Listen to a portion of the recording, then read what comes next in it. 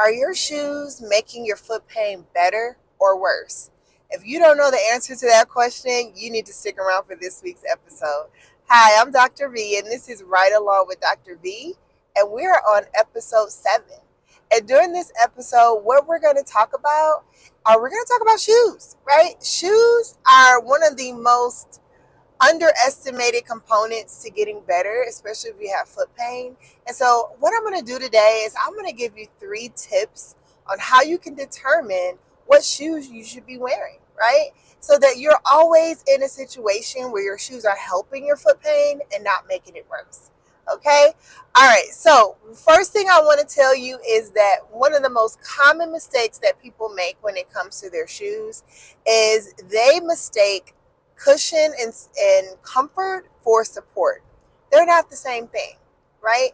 Now, you want something to feel good, but you also want your foot to be supported, especially when you're in increased activities or you're doing things where you're on your feet a lot. You need that support component as well. Okay? All right. So what are the 3 things that you need to keep in mind when you are determining what shoes you put on your feet? So the very first thing that you must do is you must identify your foot type. What do you mean by that, Dr. Marder? Your foot type. There are 3 major foot types that are out there, and you need to figure out which category you're in because that determines the type of shoe that you wear. Okay? So what are the 3 foot types? So the first foot type is a flat foot.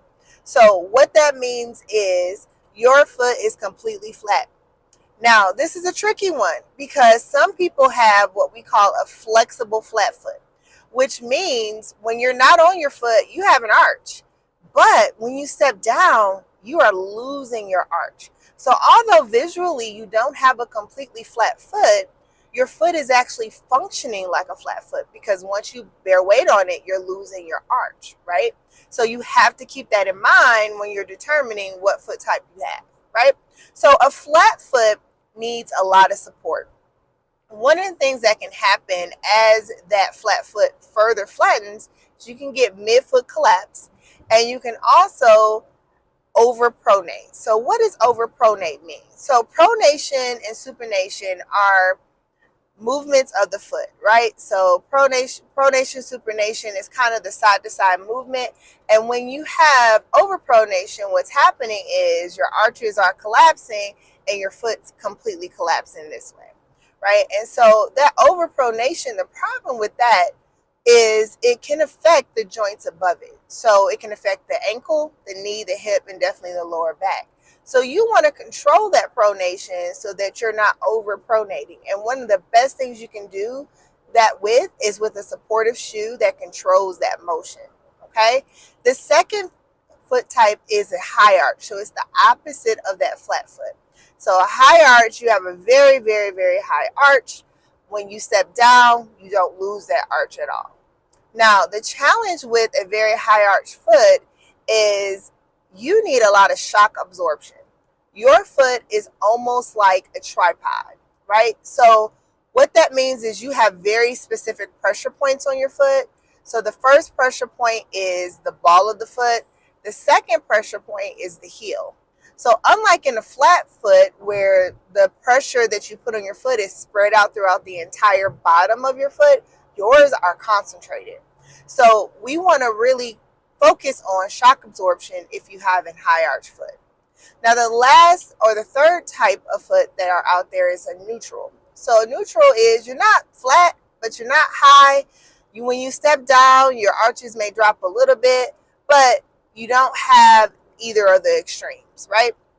And so that foot type, you have a lot more leeway than the other types of foot because you can wear a few more things. We have a lot more options for you, okay? All right, so first you need to identify your foot type. Once you've identified that, then we can go into what styles of shoes out there are good for each foot type. So there are 3 main styles that are on the market right now that are really good, that are really popular and are always being promoted. The first style is your max cushion. So what is that? So the max cushion are those shoes that we see with just a ton of cushion on the bottom, really plush soles on them.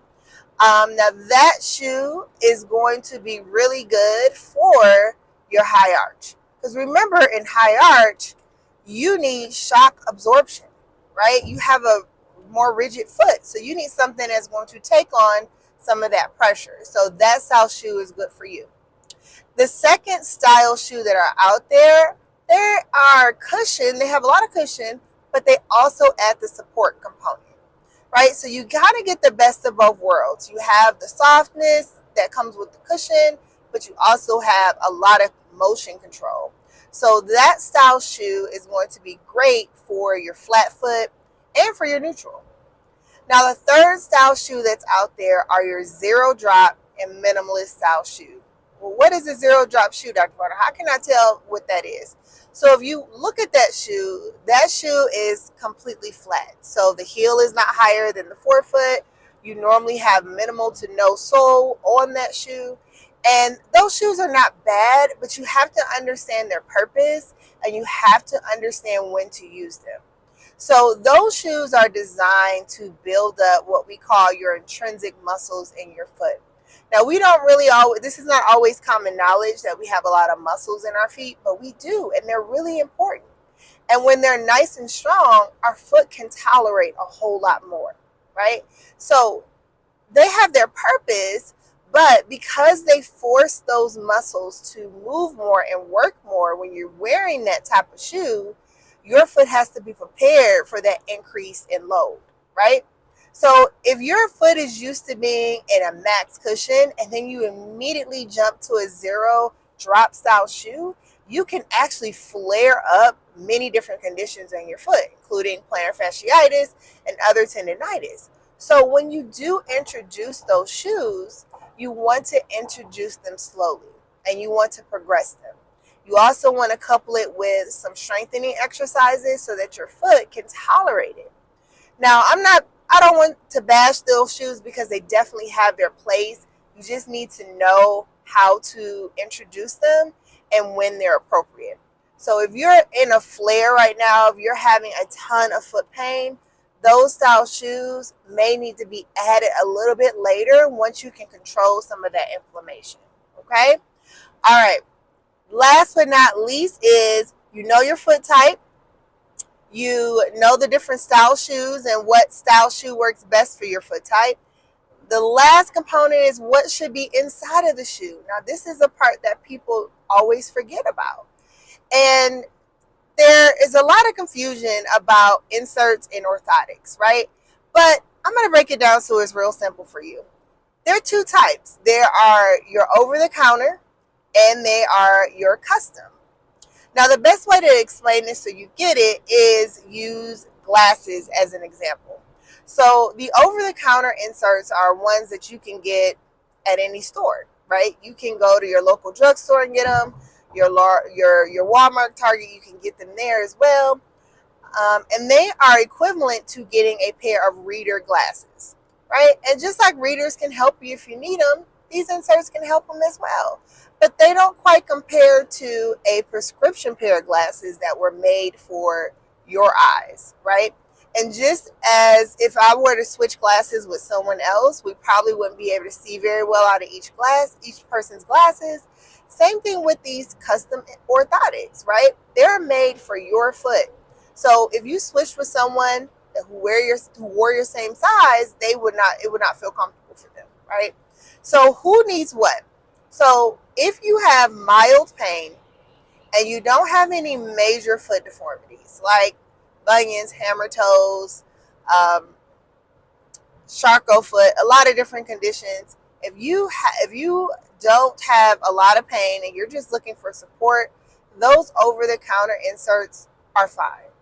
If you have foot deformities or if you have foot pain that is chronic and you've been dealing with for some time, you probably would benefit better from a custom orthotic.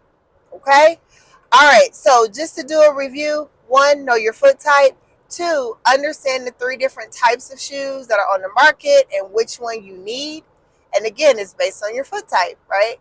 And then the third thing is understand what should go inside of it. Do you need a good over-the-counter insert or you need a custom insert? Okay? All right, so that is it for episode 7. If you have questions about your feet, please leave them below in the comments. And remember, when your feet feel good, everything else gets a little easier.